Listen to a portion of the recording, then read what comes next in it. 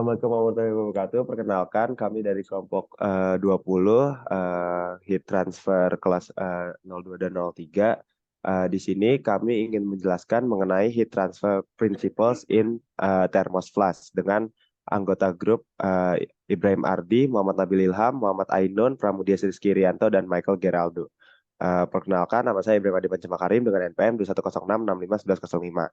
Pertama, termos ini merupakan wadah yang dirancang khusus untuk menjaga suhu cairan yang berada di dalamnya, baik itu dingin ataupun panas. Termos pada umumnya terbuat dari bahan isolasi termal yang baik, yaitu stainless steel. Desain dari termos flash yang paling umum adalah dua lapisan wadah yang dipisahkan oleh ruang hampa udara. Fungsi dari ruang hampa sebagai isolasi termal yang efektif. Lalu, heat transfer principle dari termosflas sendiri ada konduksi, konveksi, dan radiasi, di mana di konduksi ini desain isolasi vakum pada termos meminimalkan konduksi karena tidak ada kontak langsung antara dinding dalam dan luar. Panas dikonduksikan dengan buruk melalui vakum atau bahan isolasi mengurangi transfer panas dari dalam keluar. Selanjutnya konveksi dengan isolasi vakum, udara di antara dinding dalam dan luar termos dievakuasi. Keadaan pergerakan udara ini membatasi konveksi di dalam termos karena sirkulasi fluida yang dapat menghilangkan panas terjadi seminimal mungkin. Lalu radiasi. Radiasi dikurangi dengan lapisan reflektif yang diterapkan pada permukaan dalam termos. Permukaan reflektif ini memantulkan radiasi termal kembali ke dalam termos, mencegahnya keluar ke lingkungan sekitar. Oke, jadi goals dari studi kali ini atau tugas kali ini adalah kita menghitung heat rate atau laju perpindahan panas dari penyimpanan kita yakni liquid dalam thermoflask keluar. Nah, seperti yang dijelaskan sebelumnya, struktur dari thermoflask sendiri ada 4 bagian. Yang pertama adalah outer casing, atau luarannya yang biasanya dari stainless steel, kemudian dalamnya ada reflective coating, biasanya itu dari borosilicate dari glass, yang dilapisi sama reflective coating kayak aluminium foil. Terus di antara reflective coating itu terdapat vakum, dan baru setelah reflective coating tersebut ada cairan yang akan kita simpan panasnya. Nah, asumsi dalam pembuatan thermal resistant electrical network ini adalah alirannya itu steady state, di mana propertiesnya itu konstan, nggak ada perubahan massa, terus radiasi pada vakum itu diasumsikan. Nah, kemudian perbedaan panas pada bagian atas dan bawah diabaikan. Jadi analisis ini kita gambarkan atau kita analisis dari vertikal, dari horizontalnya saja, dari liquid sampai dengan luarnya di sebelah kanan gitu. Kemudian temperatur surroundingnya sama dengan temperatur infinity, di mana asumsinya antara lain adalah kita perpindahan panasnya secara one dimensional dari kiri ke kanan botol, atau dari sisi tengah botol ke sisi samping botol. Kemudian pergerakan cairan dalam termoflash ini menyebabkan konveksi, sehingga terdapat resisten konveksi seperti yang dilihat pada thermal electrical resistant electrical network-nya. Kemudian hanya radiasi yang dihambat pada medium vakum. Kita asumsikan bahwa pada medium vakumnya tidak terjadi konduksi dan konveksi, dan thermal resistance dari konveksi serta radiasi kita anggap dapat dikombin secara seri, sehingga resistennya itu bisa digambarkan pada electrical network di samping. Next. Nah, sebelum kita dapat menghitung heat rate dari kondisi ini, dari thermoflash ini, terdapat asumsi yang harus ditetapkan terlebih dahulu dan beberapa parameter yang harus ditetapkan terlebih dahulu untuk dapat menghitung. Jadi di sini kita melakukan pendekatan perhitungan resisten dengan rumus heat rate, bukan rumus heat flux, karena tujuan dari studi kali ini kita pengen tahu seberapa cepat sih laju perpindahan panas yang ada dalam thermoflash ini. Jadi asumsi yang pertama adalah temperatur liquid yang kita simpan dalam thermoflash ini adalah sebesar 75 derajat Celcius, di mana dikonversikan sebagai Kelvin 348, temperatur ambience-nya 25 derajat Celcius, outer casing-nya terbuat dari stainless steel dengan thermal conductivity yang seperti yang dapat dilihat, dan reflective coating-nya terbuat dari glass layer, dan beberapa asumsi-asumsi lain dan parameter lain yang ditetapkan sebagaimana pada slide. Nah, bisa dilihat bahwa resistance total atau hambatan kalor total yang ada dalam sistem ini atau dalam thermoflash ini bisa dilihat rumusnya. Yang pertama adalah 1/H2VRL merupakan konveksi yang terjadi dalam liquid, kemudian ditambah ln R2/R1/2VKL yang merupakan perpindahan panas secara konduksi yang pada benda silinder, dan kemudian ditambah dengan 1/HV 2VR2 kali L merupakan hambatan perpindahan panas pada radiasi pada medium vakum. Dan selanjutnya bisa di next. Nah, dari rumus tersebut kita tinggal masukkan dari beberapa parameter yang telah ditetapkan sebelumnya. Jadi hambatan panas yang ada dalam sistem tersebut berdasarkan asumsi yang sebelumnya kita tetapkan, yakni sebesar 8,5 Kelvin per watt.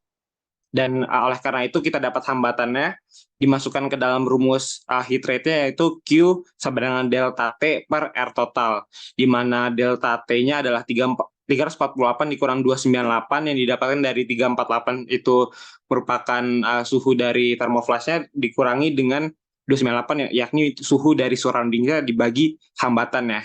Jadi sebesar 5,8 watt atau setara dengan 5,8 joule per second. Nah, dengan menggunakan rumus Q sama dengan MC delta T, dan kita bisa menghitung berapa sih temperatur akhir dari suatu sistem yang dilindungi dalam thermoflash tersebut. Jadi kita asumsikan bahwa kita pengen menghitung liquid yang disimpan selama 24 jam. Dapat dilihat bahwa apabila liquid tersebut disimpan sebelumnya dengan temperatur 75 derajat, maka temperatur akhirnya adalah sekitar 33 derajat Celcius. Next.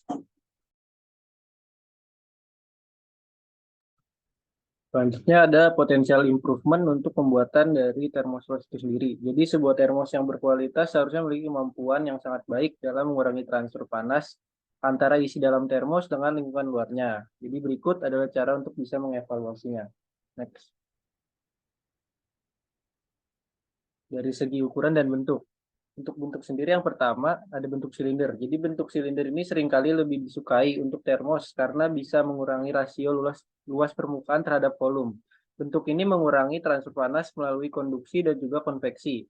Jadi bisa membantu menjaga suhu isi dari termosnya itu sendiri. Lalu yang kedua ada bentuknya pendek dan juga lebar. Jadi desain pendek dan lebar ini bisa efektif dalam meminimalkan transfer panas karena mengurangi luas permukaan relatif terhadap volume.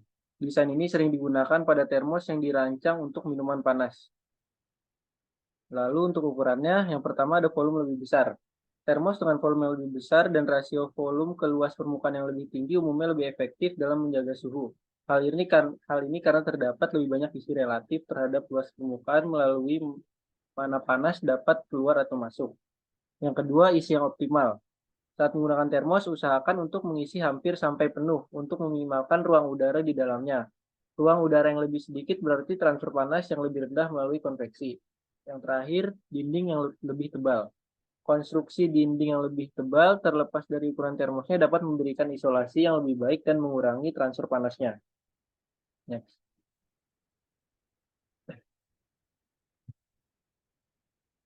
Lalu untuk insulation material.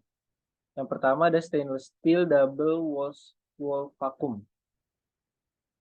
Untuk kekuatannya sendiri dari stainless steel ini isolasinya itu luar biasa. Jadi stainless steel dengan isolasi vakum ganda memberikan kinerja thermal yang sangat baik, menjaga suhu minuman selama periode yang lama. Daya tahannya sendiri ini sangat tahan lama dan juga bisa menahan karat, korosi, dan terhadap kerusakan fisik. Jadi bisa memastikan masa pakai termos yang panjang. Yang ketiga, higienis. Stainless steel tidak menyimpan atau mengeluarkan rasa atau aroma, cocok untuk berbagai jenis minuman tanpa mempengaruhi rasa. Yang keempat adalah stainless steel ini mudah dibersihkan. Jadi permukaan stainless steel ini halus dan mudah dibersihkan sehingga bisa memberikan kebersihan dan kenyamanan bagi penggunanya. Yang kelima ada variasi desain. Termos stainless steel hadir dalam berbagai desain dan finishing, menawarkan penampilan yang elegan dan juga modern. Selanjutnya ada opportunities dari penggunaan insulation material di stainless steel ini. Yang pertama ada desainnya itu inovatif. Jadi produsen dapat menjelajahi desain kreatif dan inovatif untuk membuat termos stainless steel lebih menarik dan ramah pengguna. Yang kedua, inisiatif ramah lingkungan. Jadi ini bisa mempromosikan manfaat lingkungan dari stainless steel seperti daur ulang dan pengurangan penggunaan wadah sekali pakai. Yang terakhir adalah teknologi isolasi yang ditingkatkan. Jadi di stainless steel double wall vacuum ini bisa dilakukan penelitian lanjutan yang menghasilkan kinerja isolasi yang lebih baik. Lalu untuk kelemahan dari stainless steel ini, yang pertama adalah berat. Jadi termos stainless steel cenderung lebih berat dibandingkan dengan yang terbuat dari bahan ringan seperti plastik atau aluminium yang dapat mempengaruhi portabilitas. Yang kedua itu biayanya. Jadi termos stainless steel ini berkualitas tinggi namun lebih mahal daripada termos yang terbuat dari bahan lain. Lalu untuk threats-nya, yang pertama adalah persaingan dari bahan alternatif. Jadi persaingan dari bahan alternatif seperti kaca, tembaga, atau kombinasi hibrida dapat menjadi ancaman bagi dominasi stainless steel di pasar termos. Yang kedua, fluktuasi biaya material. Jadi harga stainless steel dapat mengalami fluktuasi yang dapat mempengaruhi biaya produksi termos. Yang terakhir adalah preferensi konsumen. Perubahan dalam preferensi konsumen atau perkembangan material dan teknologi baru dalam industri termos dapat memengaruhi permintaan untuk termos stainless steel. Next.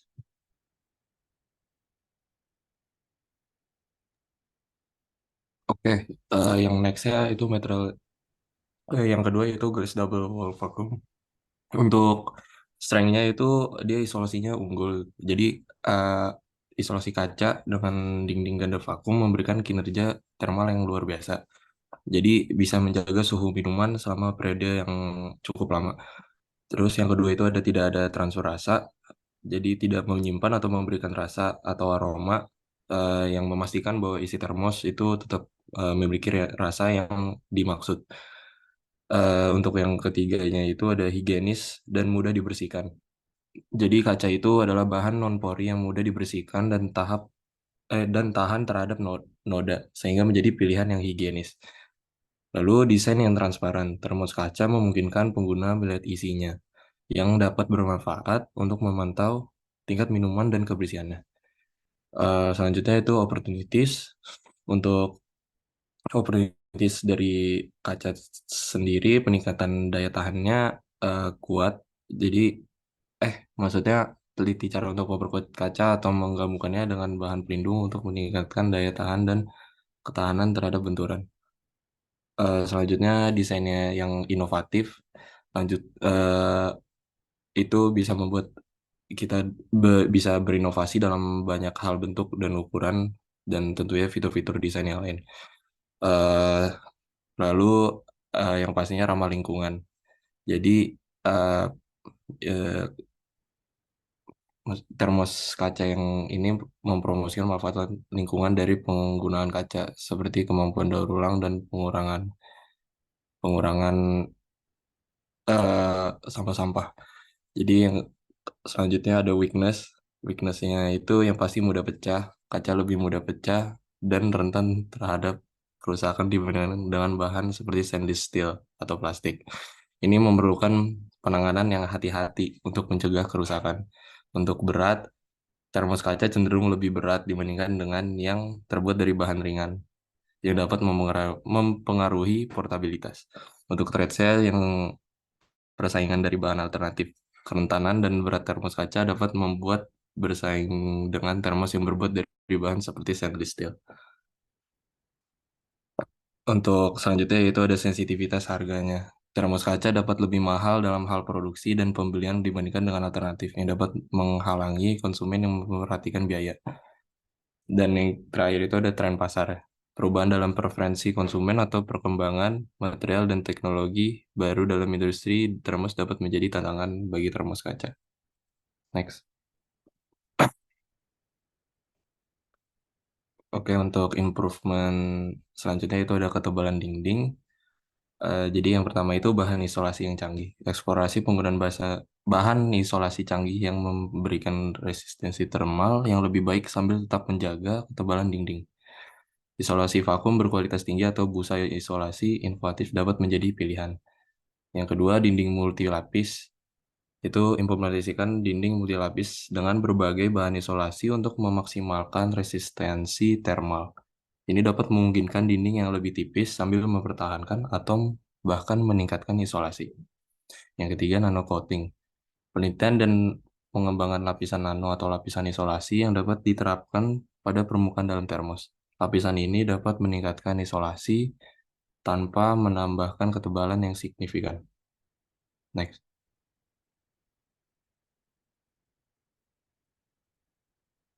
Oke, masuk ke implementation plan-nya. Jadi, di mana tujuan implementasi itu mengembangkan dan memasarkan thermoflash dengan teknologi transfer panas terkini untuk mempertahankan suhu minuman lebih lama. Untuk langkah yang pertama yang pasti mendesain produk. Jadi, gunakan temuan dari R&D kita untuk merancang thermoflash yang memanfaatkan teknologi transfer panas terbaru. Desain termos dengan insulasi yang lebih tebal atau material reflektif panas. Pastiin juga desain termos tetap estetis dan mudah digunakan. Untuk langkah yang kedua itu prototype dan pengujian. Untuk buat prototype thermos flash dengan teknologi baru, terus lakukan uji coba panas dengan berbagai jenis minuman untuk mengukur kinerja thermos flash. Perbaikan prototype berdasarkan hasil pengujian dan umpan balik. Untuk langkah yang ketiga itu produksi massal. Yang pertama itu pilih pabrik atau produsen yang dapat memproduksi termos dengan teknologi yang baru, terus atur alur produksi dan kontrol kualitas yang ketat. Dan pastikan juga kapasitas produksi memadai untuk memenuhi permintaan. Next.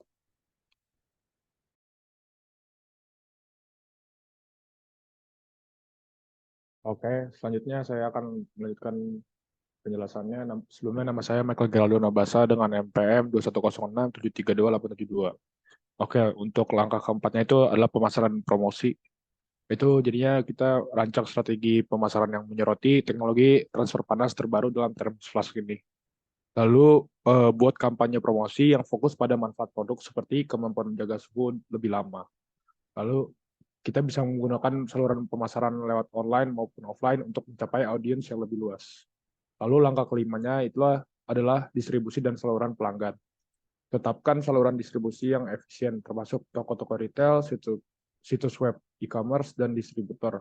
Kelola persediaan dengan baik untuk menghindari kekurangan produk di pasaran. Lalu pertimbangkan strategi distribusi internasional jika ada permintaan di luar negeri. Terus juga sediakan informasi teknis tentang produk kepada pelanggan dan tanggapi dengan cepat pertanyaan dan keluhan pelanggan. Lalu langkah keenam adalah evaluasi dan perbaikan lanjutan. Terus pantau kinerja thermosflash dalam hal transfer panas dan kepuasan pelanggan. Lakukan perbaikan produk jika diperlukan berdasarkan umpan balik pelanggan dan penelitian pasar. Dan terakhir pertimbangkan pengembangan produk tambahan dengan teknologi transfer panas yang lebih mutakhir. Jadinya kesimpulan yang bisa kita ambil kesimpulan utama adalah bahwa thermosflash sangat efisien dalam menjaga suhu minuman atau makanan selama periode waktu yang lama. Hal ini sangat berguna dalam berbagai situasi seperti menjaga minuman panas atau dingin saat bepergian dan kegiatan sehari-hari. Lalu penerapan prinsip-prinsip transfer panas dalam desain thermosflash telah menghasilkan produk yang memenuhi kebutuhan banyak orang dan memastikan kenyamanan dalam menjaga suhu air mereka sesuai dengan preferensi mereka.